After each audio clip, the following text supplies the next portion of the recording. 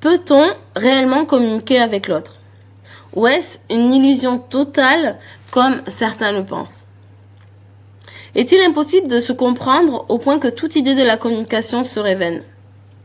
Aujourd'hui, je veux partir d'un commentaire que j'ai reçu sur mon podcast Les bases d'une communication efficace. Un commentaire qui affirme que comprendre l'autre est impossible, que le langage est trop imprécis, que nos histoires personnelles sont non partageables et que le monde actuel prouve l'échec de toute communication. Et pour être honnête, cette réflexion est intellectuellement honnête, profondément philosophique aussi, mais elle mérite d'être nuancée. Alors, comprendre l'argument philosophique. Dans le commentaire, l'idée centrale, c'est que on ne peut pas être l'autre. Chaque mot n'a pas exactement le même sens pour chacun. Et notre mémoire est subjective, donc notre vécu est unique. Et c'est vrai. Et c'est totalement vrai. Le langage, en fait, n'est pas une transmission directe de pensée. C'est une traduction imparfaite de notre propre monde intérieur.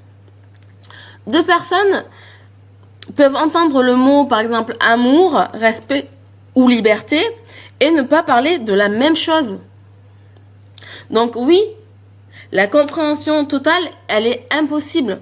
Mais est-ce que cela rend toute communication inutile? L'erreur ici, c'est de croire que si la communication n'est pas parfaite, alors elle est inutile. C'est un raisonnement tout ou rien. Et la communication efficace, justement, ne cherche pas à la fusion des consciences. Elle ne cherche pas à abolir la différence entre l'un et l'autre. Elle cherche à réduire l'écart et pas à l'effacer. Communiquer, ce n'est pas deviner l'autre, ce n'est pas le comprendre parfaitement et ce n'est pas être d'accord. Communiquer, c'est exprimer ce que je vis avec le plus de clarté possible.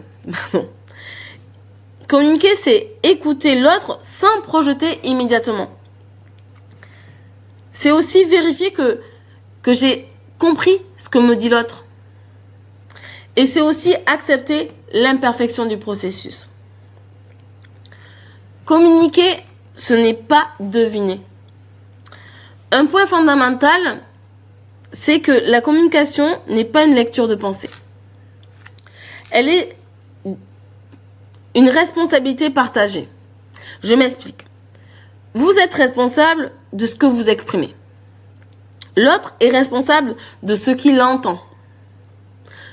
Et nous sommes tous les deux responsables de clarifier quand ça ne fonctionne pas.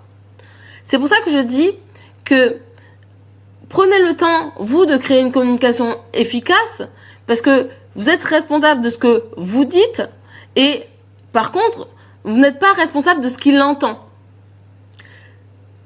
Faut pas croire que si la personne, elle vous dit quelque chose que vous prenez mal, c'est parce que il y a quelque chose qui vous a vexé et qui vous a blessé. Si vous demandez pas plus de clarté à cette personne, vous allez rester dessus. Et c'est ce qui peut amener des malentendus. Alors que si vous n'avez pas compris, vous pouvez demander de la clarté. Et s'il n'a pas compris, il peut demander de la clarté. Donc, comme je vous ai dit, on n'a pas tous la même définition d'un même mot. Donc, si vous pouvez justement mettre plus de clarté dans votre message, dans votre communication, ça évitera des conflits, mais aussi des malentendus. Dire comprendre l'autre est impossible peut devenir une excuse inconsciente pour ne plus essayer, pour ne plus écouter, ou même pour ne plus ajuster sa communication. Or, ce sont justement ces ajustements qui créent moins de conflits inutiles, plus de sécurité émotionnelle et aussi plus de respect relationnel. Dans le commentaire, on peut voir « Regardez le monde ». Alors oui, grande échelle, petite échelle, c'est une chose. Mais regardons le monde. À grande échelle, il y a quoi? Conflit, malentendu, polarisation, violence verbale et symbolique. Mais faut-il en conclure que tout est perdu pour autant ? Le problème, c'est de vouloir juger la communication humaine à l'échelle du monde, alors qu'elle se joue dans l'intime. La communication se transforme dans un couple, entre un parent et un enfant, entre deux amis, dans une discussion qui peut être difficile, mais honnête. Parce que même les discussions efficaces, la communication efficace peut se passer dans une conversation qui peut être difficile, mais honnête, qui a le mérite d'être vécue parce qu'il faut que les abcès soient percés. On ne sauve pas le monde par la communication, j'en ai bien conscience. Mais on peut changer une relation. Et parfois, une relation, elle change une vie. Et en fait, le fait d'apporter ça dans sa propre vie, déjà, c'est beaucoup moins de charge émotionnelle. Et si vous apportez ça dans votre vie, vous pouvez le communiquer à d'autres. Et d'autres vont le communiquer à d'autres. Et je pense que c'est comme ça qu'on peut partir de petite échelle à grande échelle. Si chacun met on va dire, une voie vers ce genre de communication, on peut améliorer le monde. Mais je ne suis pas naïve à me dire que ça va se faire en 1 jour ou 2 jours. Il faut commencer, nous, de notre côté, personnellement, intimement, dans nos relations. Et oui, j'y crois. J'y crois que la communication efficace peut changer des vies. Moi, avec la communication efficace, je sais que j'ai mes amis, en tout cas mes relations, toutes qu'elles soient, que ce soit professionnelle, sentimentale, amicale ou familiale, je suis bien dans mes bottes parce que j'ai une communication et si jamais je vois que ça a été mal pris, que ça a été interprété, je vais prendre le temps d'expliquer ce que j'ai dit et d'améliorer du coup la situation, la relation. Et ça donne envie aux autres de voir que t'as une communication efficace, que tu es bien, que t'as le sourire, que ça aide. Et tu peux aider d'autres personnes, justement, ne serait-ce qu'en prenant cette décision-là. Si j'ai créé ce podcast, ce n'est pas pour, justement, vendre cette utopie, d'accord ? Je suis pas naïve, comme je l'ai dit, mais plus parce que j'aimerais vous expliquer que même imparfaite, la communication peut être plus consciente.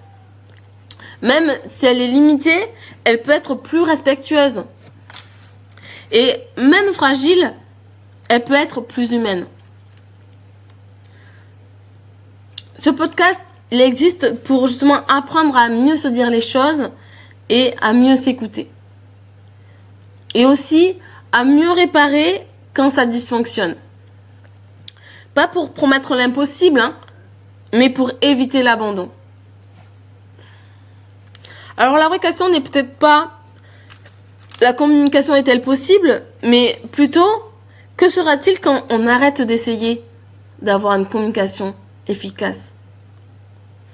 Entre l'illusion et de la compréhension parfaite et le cynisme du tout est impossible, il existe un espace.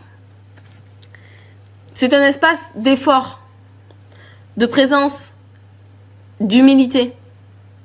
Et c'est exactement là que la communication devient vivante. Si cette réflexion t'a parlé, dis-le-moi en commentaire. Est-ce que tu penses que la communication est une illusion ou un chemin imparfait mais nécessaire ?